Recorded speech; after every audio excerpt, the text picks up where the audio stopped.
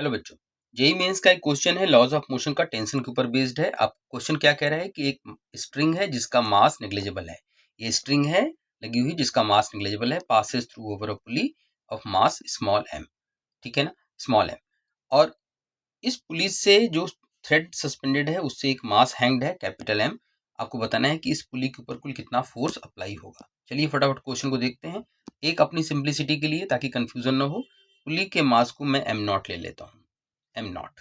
Okay, तो ये नीचे की तरफ फोर्स कितना लग गया, mg। ऊपर की तरफ लग गया टेंशन T, यहाँ से लग गया T, ये हो गया T। क्योंकि पुली मासले स्ट्रिंग मासलेस है तो हर जगह टेंशन सेम होगा, टेंशन हर जगह।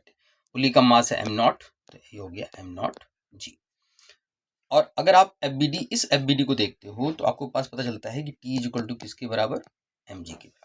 अब मैं पुली को ध्यान से देखता हूं तो पुली के ऊपर दो फोर्सेस जो काम कर रहे हैं, एक नीचे की तरफ काम कर रहा है टेंशन, और एक पुली का खुद का मास m नॉट g, और ये टेंशन T।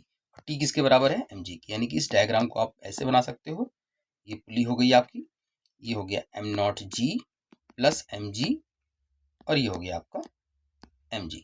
अब पुली के ऊपर कितना फोर्स टोटल लग गया, ये नॉर्मल रिएक्शन मान लो इसका टोटल फोर्स।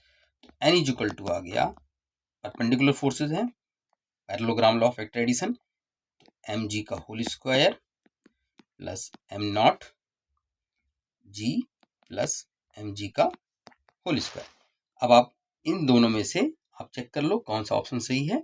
तो अगर g को कॉमन कर लोगे आप तो ये आ जाएगा आपका, ब्रैकेट में आपका ये आ जाएगा। So option number D is correct. Okay.